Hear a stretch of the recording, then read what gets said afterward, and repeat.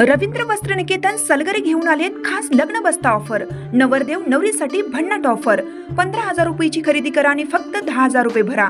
ही offer फक्त सलगरे शाखेत उपलब्ध।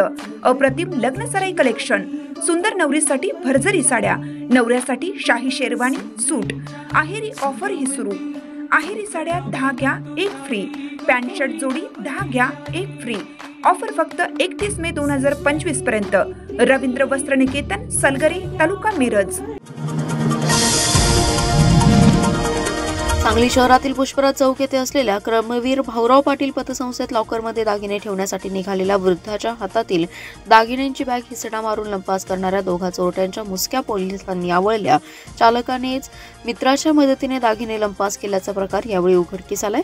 अटकेतील दोघांकडून 13 लाखांचे दागिने, एक टेम्पो, एक दुचाकी असा एकूण 15,12,600 रुपयांचा मुद्देमाल जप्त करण्यात आलाय। विश्रामबाग पोलिसांच्या गुन्हे प्रकटीकरण शाखेच्या कर्मचाऱ्यांनी अवघ्या 3 तासात त्यांना जेरबंद केलं। अमोल महेश माने आणि चालक नितेश रामचंद्र गजगेश्वर अशी अटक केलेल्यांची नावे आहेत। या प्रकरणी धनचंद्र भाऊराव सकळे यांनी विश्रामबाग पोलीस ठाण्यात फिर्याद दिली। चालक नितेश गजगेश्वर यांनी सकळे यांना घेऊन दागिने ठेवण्यास पतसंस्थेत जायचं असल्याचं ऐकलं होतं। त्याने साथीदार अमोल माने याला टीप दिली। त्यानुसार अमोल माने हा दुचाकीवरून त्यांच्या मागावर होता। चालक नितेश यांनी सकाळी 10:15 वाजता मोटार कर्मवीर पतसंस्थेसमोर थांबवली। सकाळी त्यांनी खाली उतरल्यानंतर नितेश मोटार पुढे घेऊन गेला। तेवढ्यात मागून आलेल्या अमोल माने सकळे यांच्या हातातील दागिन्यांची पिशवी हिसडा मारून ताब्यात घेतली। त्यानंतर काही सेकंदात तो 100 फुटीच्या दिशेने पळाला। पोलिसांनी तात्काळ तपासाची चक्र फिरवली। हा प्रकार टीप देऊन केला असल्याची शक्यता वाटल्याने चालक नितेशला ताब्यात घेऊन चौकशी केली। सीसीटीव्ही फुटेज आणि तांत्रिक तपासावरून अमोल माने याला ताब्यात घेतलं तेव्हा सर्व उलगडा झाला। दोघांनी मिळून कट रचल्याचं स्पष्ट झालं। चोरीचे दागिने अमोल याने मालवाहू टेम्पोमध्ये ठेवले होते, ते जप्त केले। जत तालुक्यातील डफळापूर येथील पिण्याच्या पाण्यासाठी गेल्या 20 वर्षात शासनाच्या विविध 4 ते 5 योजनांचा वापर केला गेलाय। कोट्यावधी रुपयांचा चुराडा झालाय, तरीही डफळापूर वासियांना पिण्याचं स्वच्छ आणि मुबलक पाणी पुरवठा होत नाहीये।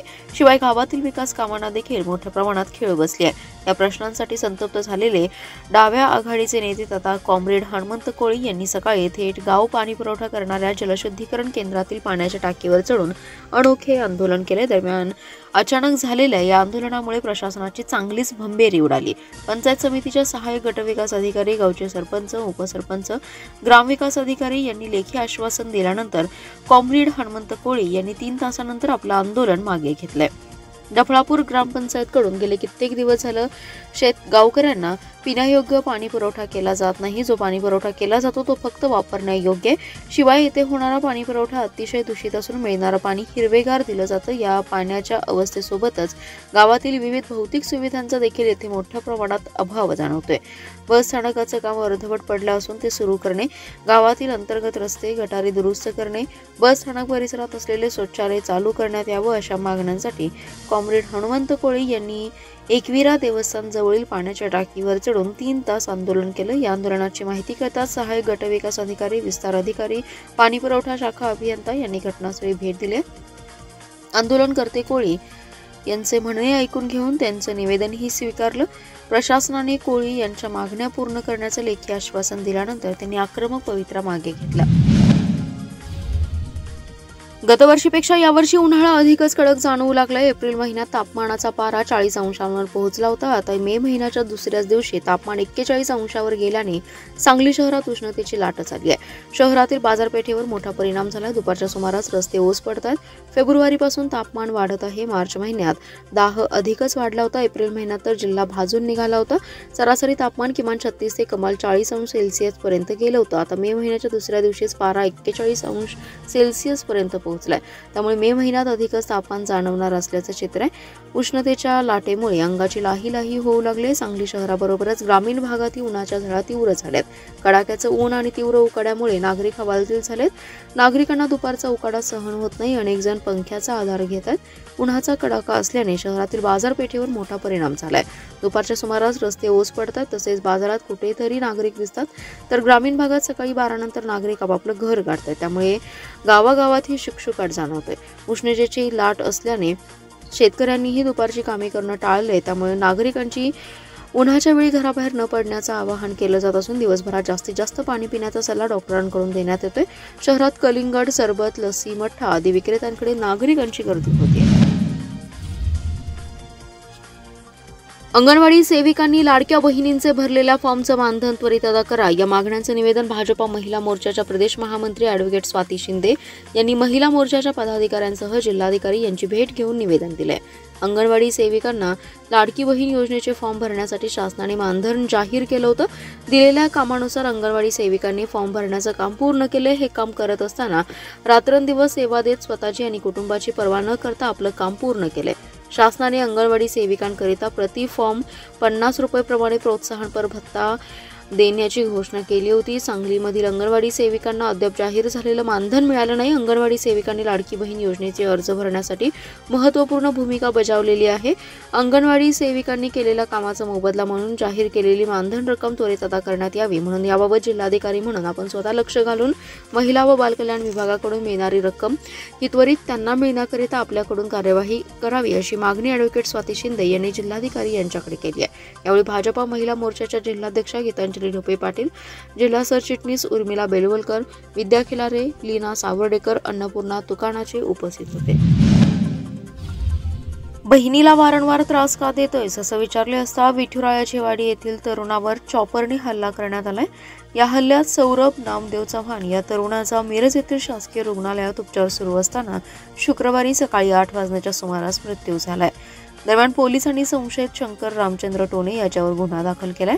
सौरभ चव्हाण याचा मृत्यू झाल्यानंतर पोलीस निरीक्षक यांनी जाणीवपूर्वक दखल घेऊन विठुरायाची वाडी येथील मृताच्या घरासमोर पोलीस बंदोबस्त तैनात करण्यात आला होता.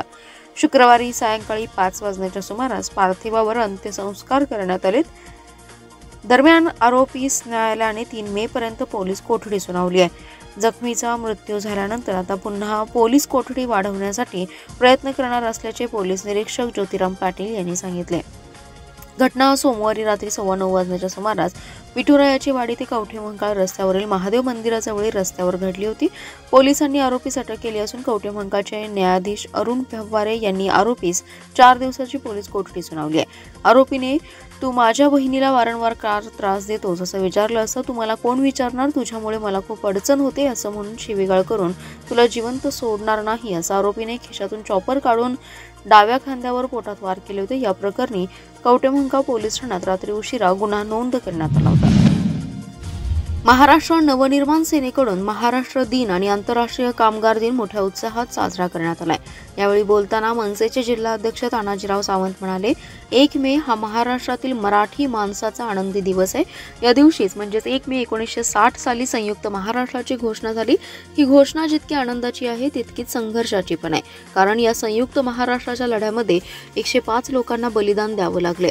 हजारो लोकांनी लाठ्या काठ्या खाल्ल्या. अनेकांची या चळवळीमध्ये घरदारं उद्ध्वस्त झाली. अशा संघर्षातून आणि बलिदानातून संयुक्त महाराष्ट्र घडलेला आहे. त्याही वेळेला गुजराती लोक मुंबईला महाराष्ट्रापासून वेगळे करू पाहत होते. तसेच आजही हीच परिस्थिती मुंबईमध्ये केंद्र शासन आणि राज्य शासनाकडून सुरू आहे. अनेक उद्योग मुंबईतून व महाराष्ट्रातून गुजरातला पळवले जात आहेत. मुंबई ही महाराष्ट्रापासून वेगळं करण्याचं कुटील डाव भाजप आणि सत्ताधारी पक्षांकडून होताना दिसतोय. या सर्व प्रकाराला कणखर विरोध करण्याचं काम राज ठाकरे करतात. मराठी भाषा, मराठी संस्कृती, महाराष्ट्राची आणि मराठी जनतेची अस्मिता जपण्याचं प्रामाणिकपणे काम कोण करत असेल तर ते फक्त राज ठाकरेच आहेत. त्यांनी 80% स्थानिकांना नोकऱ्या मिळाव्यात. प्रत्येक आस्थापनावर मराठी पाट्या लागल्याच पाहिजेत. महाराष्ट्रात मोबाईल कंपन्यांनी मराठी भाषेचा वापर केलाच पाहिजे. यासाठी तीव्र संघर्षमय आंदोलने केली, केसेस घेतल्या. म्हणूनच आज मराठी अस्मिता टिकून असल्याचं त्यांनी सांगितलं. महापालिकेत महाराष्ट्र दिन उत्साहात साजरा करण्यात आलाय. आयुक्त तथा प्रशासक सत्यम गांधी यांच्या हस्ते ध्वजारोहण करण्यात आले. प्रामाणिक आणि कर्तव्यदक्ष अधिकारी कर्मचाऱ्यांच्या पाठीशी ठाम राहणार असल्याचे आयुक्त सत्यम गांधी यांनी सांगितले. महापालिकेत महाराष्ट्र दिनानिमित्त विविध उपक्रम पार पडलेत. आयुक्त सत्यम गांधी यांनी सर्व अधिकारी कर्मचाऱ्यांना कामगार दिनाच्या शुभेच्छा दिल्या. ते म्हणाले, कर्मचारी अधिकाऱ्यांनी सांगली, मिरज आणि कुपवाड महापालिकेसाठी प्रामाणिकपणे कर्तव्यदक्षपणे काम करून नागरिकांचा विश्वास संपादन करावा. त्या कर्मचारी अधिकाऱ्यांच्या पाठीशी राहू अशी ग्वाही दिली आहे. महापालिकेचे ब्रँड अँबॅसेडर दीपक चव्हाण यांनी राष्ट्रगीत आणि महाराष्ट्र गीत सादर केलं. आयुक्त सत्यम गांधी यांनी अग्निशामक दलाचे परीक्षण घेतलं. सब फायर ऑफिसर विजय पवार यांच्या नेतृत्वाखालील अग्निशामक जवानांनी आयुक्त सत्यम गांधी यांना मानवंदना दिली आहे. शाळा क्रमांक 1 आणि कन्नड शाळा क्रमांक 19 विद्यार्थी विविध महापुरुषांच्या वेशात सहभागी झाले होते. यावेळी अतिरिक्त आयुक्त रविकांत अडसूळ, उपायुक्त शिल्पा दरेकर आदी जण अधिकारी उपस्थित होते.